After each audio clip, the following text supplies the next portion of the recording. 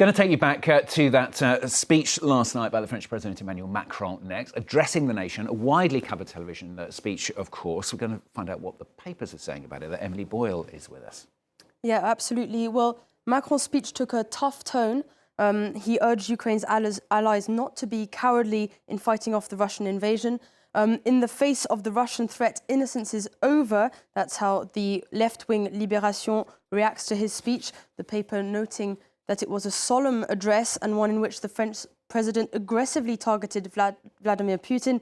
It also drew new outlines for Europe on the defence. Macron outlined the efforts needed to strengthen France's military capacities. In its analysis piece, Le Libération calls the speech an exceptional reaction for an exceptional situation, adding that the president has gone into martial mode, drawing parallels with Macron's famous COVID speech in 2020. The editor of Libé says that Macron is back in a role which suits him best, a European leader in the face of an international crisis. It's a new era for Macron. In Le Figaro, it says the president wanted to draw attention to what he calls the Russian threat.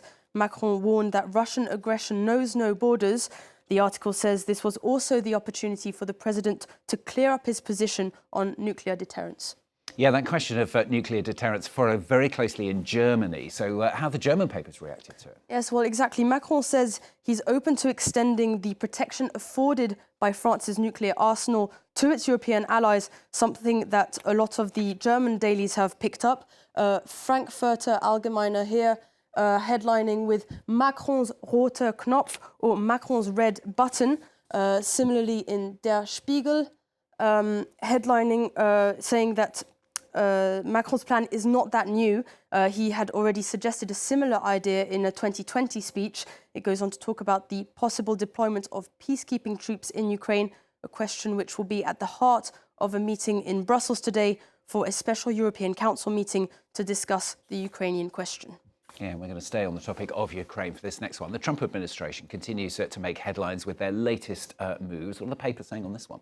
Yes, another controversial Trump move has made the Independent's front page here with a slightly exasperated headline. Now Trump cuts off intelligence support for Zelensky's forces. It reads, the article suggests the move will be devastating to Ukrainian defense efforts.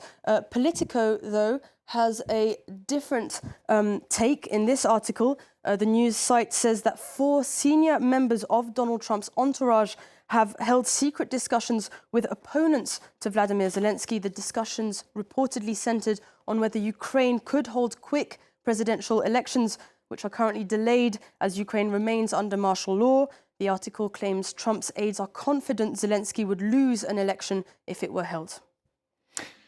Got some sporting news for you now. Disappointment reigns, certainly does upstairs in the newsroom anyway, here in Paris after a night of Champions League games. Tell us more about this one. Yes, well, it was a big night for football fans and in particular here in Paris. Unfortunately, it did not go so well for Paris Saint-Germain fans after what the Équipe calls a braquage à l'anglaise, or a British-style hold-up. And it did sort of feel like a robbery. The French side lost 1-0 to Liverpool after a late goal in the 86th minute. A stolen win, celebrated, of course, on the other side of the channel. The Daily Mail here calling it a smash-and-grab victory after Harvey Elliott scored only 47 seconds after being brought on as a substitute. He's also celebrated in the Daily Star, saying that the Reds are now halfway there. The Liverpool side will have to hold on during the second leg of the last 16 round of the Champions League in Anfield to secure their place in the quarterfinals. Halfway there, that's terrible. Anyway, from a stolen game, allegedly anyway, to some stolen jewels. Quite a dazzling story, though, coming out of Florida. What have you got for us? Yes, Stuart, this is a much weirder heist than the one we witnessed in the Parc des Princes last night. Diamonds aren't forever for 32-year-old Jathan Gilder. Police in Florida arrested him after he attempted to steal almost $800,000 worth of diamonds by swallowing them. Gilder went on the run after robbing a Tiffany's jewellery store. He was seen swallowing several stolen earrings when police caught up with him.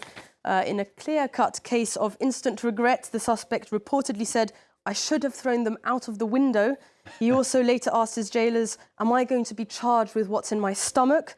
A body scan later showed the presence of foreign objects in his stomach, but police say they will have to wait for them to pass through his body before confirming they are diamonds, giving a slightly new meaning, Stuart, to the phrase diamonds in the rough. Oh, very nicely put. I've got pictures in my head, but I'm not going to talk about it. Emily, thanks a lot, Emily Boyle with the papers here on France 24.